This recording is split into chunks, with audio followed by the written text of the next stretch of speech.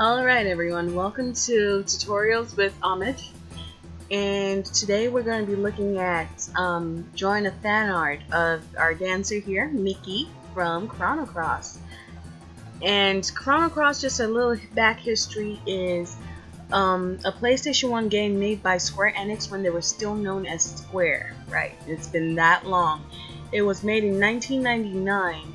And this got a huge fan base. Like, we're still waiting for a part 2 should Square Enix ever choose to finally do it. I mean, I would be one of the first in line to get the part 2. But so I'll be teaching you how to draw Miki. I already have a underlayer already done just to speed up time. This is my first tutorial, so I'm not trying to wing it per se, not trying to do any kind of improv work here, so but it's still, I think it's still slow enough. You can see how I'm kind of outlining everything, going over everything, and see where it all comes from, kind of. So my work tends to lean, it's animated, yes, but I do try to make it slightly more realistic in nature. So you will see the openings of the nostrils, you will see eyelashes, eyebrows, eyes won't get too big. I mean, her eyes are slightly, you know, animated and big, but they could be a lot bigger, trust me. So right now, I know like a lot of people wonder about the line weight and whatnot, and how most tutorials seem to just be able to go from light to thick at any given moment. Well, I just recently realized that actually right now I'm using the Manga Studio 5, and what it is that sometimes people do not set their pen pressure. So for Manga Studio 5 right now, I'd just like you to check if you've set your pen pressure. You can go to File, you'll see an option on the tab saying pen pressure. Just go on to that. It'll ask you whether you want to adjust the pen pressure with one stroke or multiple strokes. Either way, whichever you choose, all it is that you're going to drag your stylus over the canvas, pressing lightly and then going harder.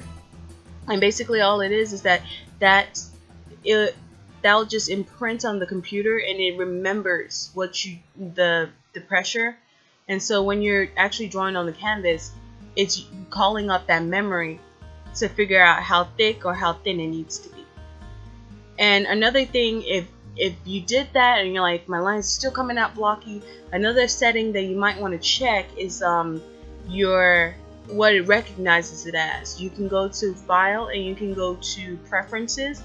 Now be sure to make sure you're on your Win tab and not your tablet PC, because you're not using a tablet to draw this, you're using it on a laptop or a desktop most likely. So the computer does need to know that. And my actual pen settings, I haven't done any drastic changes to them. I may have sharpened the point here and there, but for the most part this is mainly just pen pressure going on here. So as of now, I've moved on to the hands, and I know the hands give people nightmares. I just know. But the best way I would say you can conquer the fear of hands is just draw from life. Learn from what you see in reality. Get a mirror and draw your own hand like a couple of times. And by a couple of times, I mean maybe like 50 times, 60, you know, give or take. I actually had an assignment like this in college, where my professor did say that we should draw 50 hands, different kind of motions and stuff like that, try to capture it.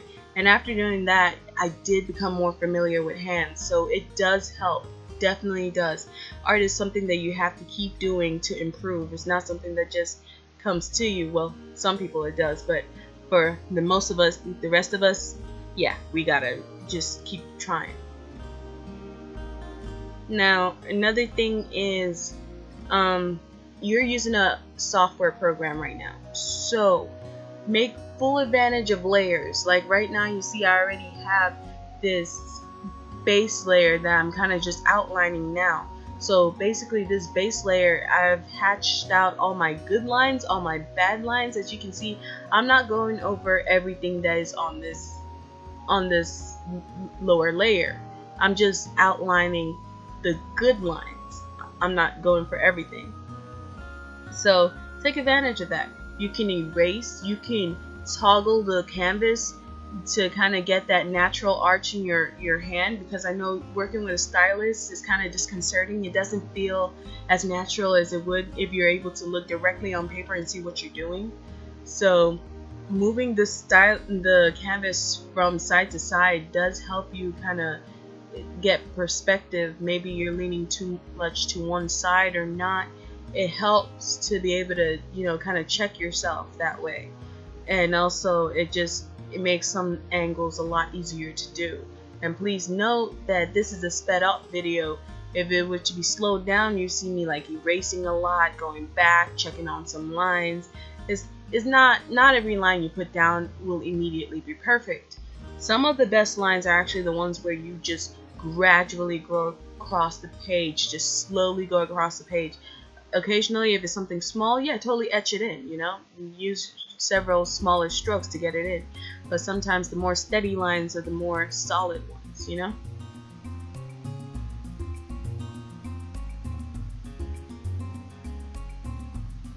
Now, as you can see, I'm not really having any issues with what I'm drawing, and that's because this is fan art.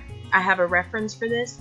If you're doing straight from scratch concept art, I really do suggest you make use of the layers so you can get a feel of your character. Draw them in several different poses.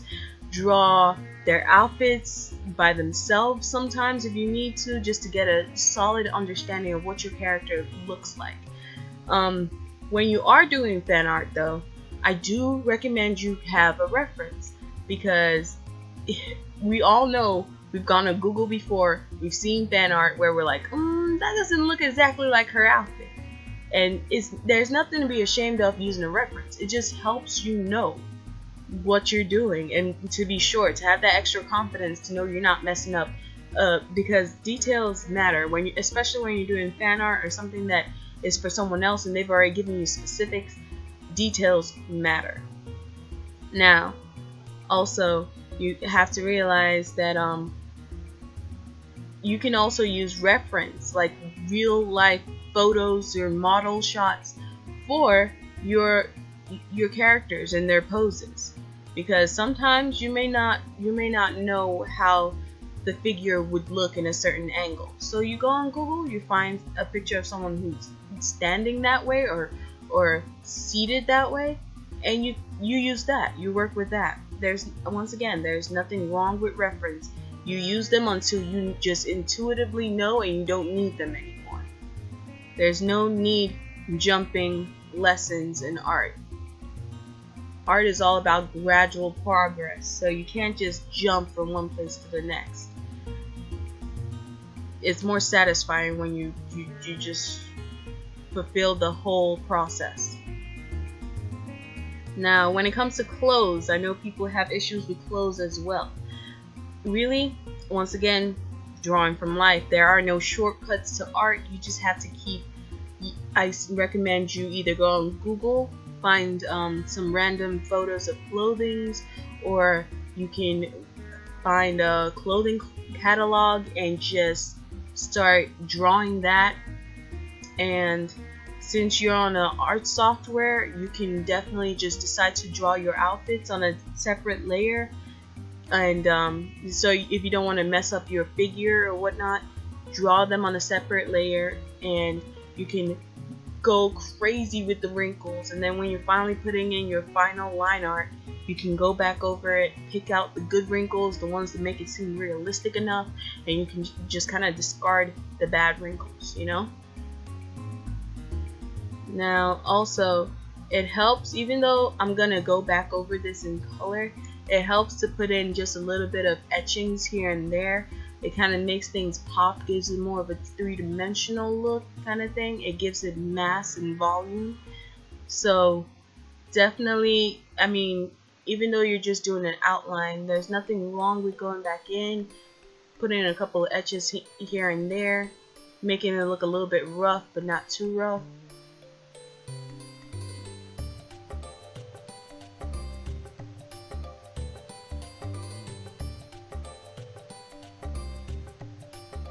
Like on the bangle, you see I'm going in here, etching in the metal-like sheen so it can look more realistic to the viewer. I mean, if this was just to be black and white on its own, that will be able to stand up to criticism. Now, I am gonna go over this in color. This is only the part 1 of this tutorial, so you're gonna see how that etching does help the color out, make it feel much fuller, you know? You're gonna see that later on. I also etch underneath the bangle, you see there? It gives once again, volumizes it and makes it feel like that bangle is actually really heavy and it's actually resting on top of the fabric. Now, hands, once again, they're a tricky business.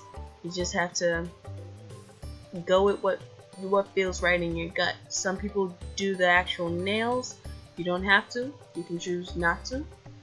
Animation characters don't always have actual nails. It just helps out the realism factor if you do. So this is really it for the tutorial part. I'm just gonna let this continue to run. And if you have any questions of the things that I've done in this video, feel free to either comment below or you can private message me on my YouTube channel. You can also follow the links that I post on the post for my art website. You can also private message me through that. If you do use that link, you'll be able to see more of my artwork and things like that. And I do take commissions, so if you have any kind of pictures or anything that you've been just dying to get done for someone or for yourself, just let me know. I'll let you know if it's possible. Who knows, you may be the next tutorial video I post up. Who knows? But thank you for being with me for this. I hope you enjoy.